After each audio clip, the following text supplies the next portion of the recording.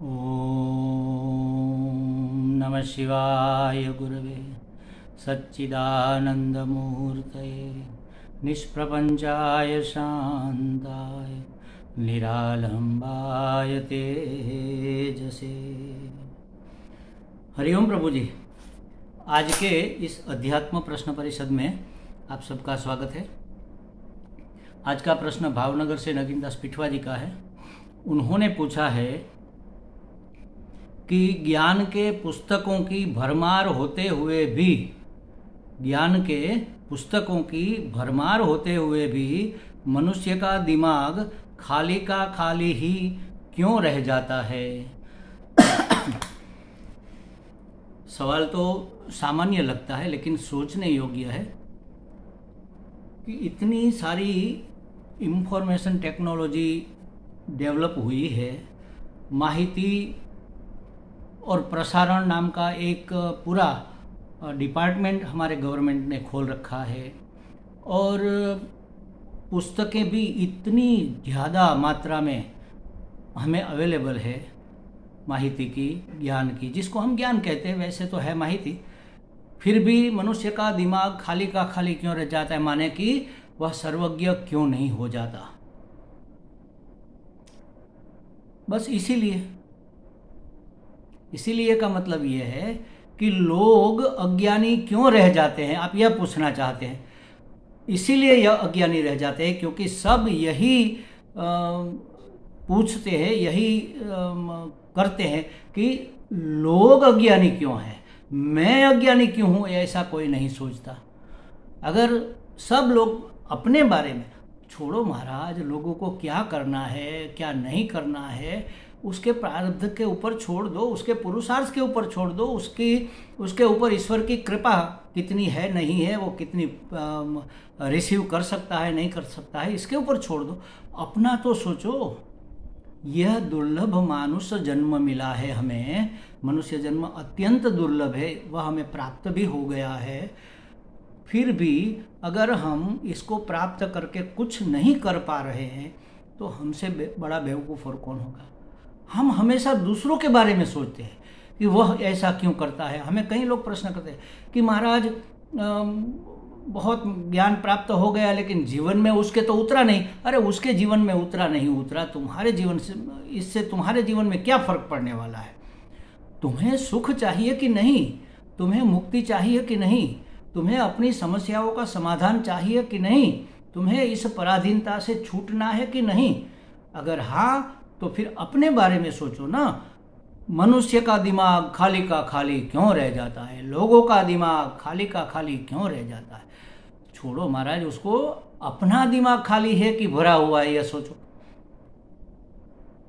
और भरने की भी जरूरत कहां पर है।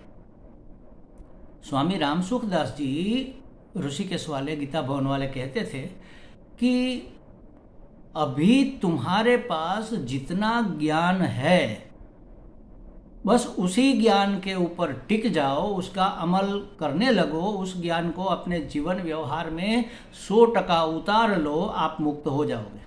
और ज़्यादा ज्ञान की जरूरत भी नहीं है। ये तो हम नहीं कर पा रहे इसलिए और ज़्यादा इकट्ठा करते हैं। मनुष्य का स्वभाव क्या है, पहले इकट्ठा कर लो, यहाँ से जान लो, वहाँ से जान लो, इधर से जान लो, उधर से जान लो, ये कर लो वो कर लो, सब इकट्ठा कर लो, फिर बैठे बैठे करेंगे। सब करने का समय फिर रहता नहीं। उससे पहले तो अच्युतम केशवम जय गोविंदम जय गोपालम हो जाता है।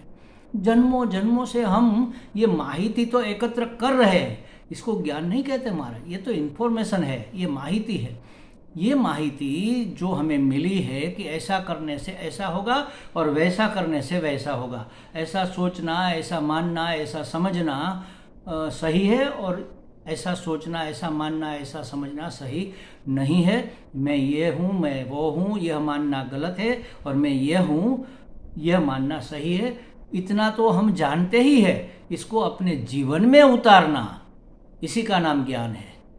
अगर हमारे जीवन में नहीं उतरा तो वह ज्ञान नहीं है, वह सिर्फ माहिती का, सिर्फ इंफॉर्मेशन का ढेर पड़ा हुआ है। लोग खाली के खाली क्यों रह जाते हैं, बस सभी ऐसा सोचते। इसलिए आप अपने बारे में सोचो, क्यों खाली के खाली हो भाई। इतने सारे पुस्तकों का ढेर है, लोगों को क्यों ब्लेम करते हो, अपने आप को ब्लेम करो। क्यों आपके पास पूरा ज्ञान नहीं है? पूरा माने जानने योग्य को जान लिया, प्राप्त करने योग्य को प्राप्त कर लिया और नित्य अनुभूत की अनुभूति कर ली, तो फिर कुछ करना बाकी नहीं रह जाएगा। प्राप्त करने योग्य को प्राप्त कर लेना माने प्राप्तव्य क्या है? जो मिथ्या है वह थोड़े ही प्राप्तव्य है। मृग जल दिख रहा है, वहां से दौड़ के कोई घड़ा भर के ला सकता है क्या? वह प्राप्तव्य नहीं है। वास्तविक जल है तो उसको हमें प्राप्त करना है। तो इस संसार की सभी वस्तुएं मिथ्या है, मृग जलवत दिखती है लेकिन है नहीं। तो जो सत्य है वह प्राप्तव्य है। प्राप्तस्य प्राप्ति, जो सत्य तो है ही, प्राप्त ही है, वह हमें प्राप्त है ऐसा जान लेना मात्र और मान लेना, यही प्राप्तस्य प्राप्ति है। तो जो प्राप्तव्य है उसकी प्राप्ति कर लेना, जो ज्ञातव्य है उसको जान लेना। जाना किसको जा सकता है? जो हमेशा रहता है वही जाना जा सकता है, बाकी तो जाना नहीं जा सकता। हमने इस वस्त्र को जाना कि वस्त्र ऐसा है, ठीक है, चलो ऐसा का ऐसा रहेगा क्या? कल बदल जाएगा, तो हमारा ज्ञान तो बेवकूफ़ी हो गया। वैज्ञानिक खोज चाहे कितनी भी बड़ी हो, लेकिन कोई दूसरा वैज्ञानिक आता है और उसकी खोज के ऊपर रोंग का मार्क लगा देता है और अपनी खोज आगे बढ़ा देता है कि नहीं, ये बात उन्होंने कही ये तो ठीक है, लेकिन ये संपूर्ण ठीक नहीं है, पूरा सत्य नहीं है, पूरा सत्य ये है। सब करते करते करते फिर आइंस्टाइन ने सापेक्षवाद प्रस्थापित किया। कल कोई और आएगा, सापेक्षवाद से एक कदम आगे बढ़ेगा। तो जो बदलता रहता है वह ज्ञान नित्य ज्ञान थोड़ा ही है, वह तो भ्रमात्मक ज्ञान है ना। नित्य ज्ञान जो चित्त स्वरूप है, जो ज्ञान स्वरूप हमारा ही स्वरूप ही है, तो नित्य ज्ञान का ज्ञान, नित्य प्राप्त की प्राप्ति और आनंद हमारा अनुभव है। जो नित्य अनुभव है उसका अनुभव प्राप्त कर लिया तो फिर कुछ करना रह नहीं जाता। बाकी ढेर सारा ज्ञान मतलब अपराविद्या इस व्यवहार सत्ता के लिए तो जरूरी है, लेकिन परमार्थ के लिए उसकी कोई आवश्यकता नहीं है। तो ये पढ़ा रहने दो, पुस्तकों में क्या फ़र्क पड़ता है? पुस्तकों में रहे चाहे तुम्हारे दिमाग की तिजोरी में बंद रहे, कोई फ़र्क नहीं पड़ता। दिमाग में भी घुसाकर हम ताला मारकर बंद रखते हैं, उसका उपयोग तो करते नहीं है। तो फिर ये पुस्तक का ज्ञान हमें क्या काम में आएगा? वह ज्ञान हमने अपने दिमाग की तिजोरी में भरा और जब जब मौका मिला, प्रसंग आया, घटना घटी, तब उस ज्ञान को हमने इस्तेमाल भी किया।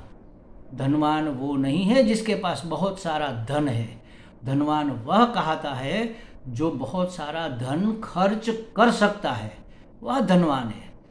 बाकी तो धन पड़ा रहे तिजोरी में या तुम्हारी या मेरी, क्या फ़र्क पड़ता है? बैंक में पड़ा रहे, क्या फ़र्क पड़ता है? बैंक से निकाला, तुमसे निकाला, उद्योग से निकाला, व्यवसाय से निकाला और हमने अपनी तिजोरी में बंद कर दिया। सिर्फ स्थानांतरण हुआ, उसका कोई उपयोग नहीं हुआ। उसी तरह ज्ञान पुस्तकों में पड़ा रहे चाहे हमारे दिमाग में पड़ा रहे, क्या फर्क पड़ेगा? अगर वो हमारे जीवन व्यवहार में अप्लाई नहीं होता, हमारे जीवन में वह प्रस्थापित नहीं होता, हमारे व्यवहार में उतर नहीं आता, उस ज्ञान को जीना पड़ता है। अगर हम उस ज्ञान को जीने लगेंगे तो हमारी सभी समस्याओं का समाधान हो जाएगा। फिर ऐसे प्रश्न नहीं उठेंगे भी नहीं और उठाना भी नहीं चाहिए ऐसा करके कि वो ऐसा क्यों करता है, लोग ऐसा क्यों करते हैं, मनुष्य ऐसा क्यों है। जो जैसा है वैसा उसको रहने दो, तुम ऐसे क्यों हो, तुम्हें क्या करना है, अपना उद्धार कैसे करना है, यह हमें सोचना चाहिए। अगर हर एक व्यक्ति यह सोचने लगे, हम कहते हैं लोग बिगड़ गए हैं, लोग सुधरते नहीं, लोग नहीं सुधरेंगे, तुम तो सुधरो। हर एक व्यक्ति यह सोचने लगे कि मैं सुधर जाऊं तो सब सुधर जाएंगे।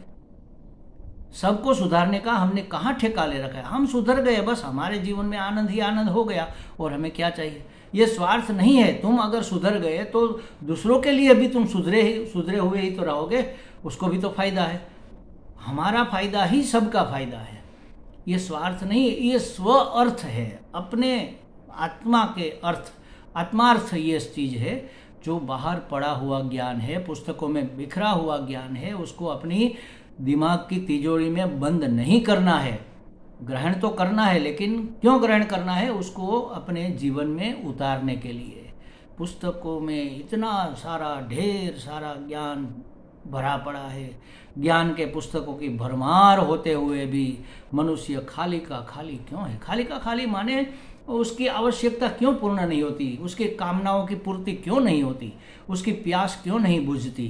क्योंकि उसको कहाँ प्यास बुझानी है यह पता नहीं है। वह मृग जल के पीछे दौड़ता है प्यास बुझाने के लिए, वो वास्तविक जल नहीं है। सुख के लिए वह विषयों के पीछे भागता है, वह वास्तविक सुख नहीं है। सुख की परछाई है, प्रतिबिंब है। सुख तो अपना स्वरूप है, अपना स्वरूप ही विषयों में प्रतिबिंबित हो रहा है। अगर हम स्थिर, शांत, शुद्ध, पवित्र अपने अंतःकरण को, अपने आप को कर सके तो हम सुख रूप है, आनंद रूप है, इसका अनुभव हमें हो जाएगा। बस इसी का नाम है प्राप्तस्य प्राप्ति।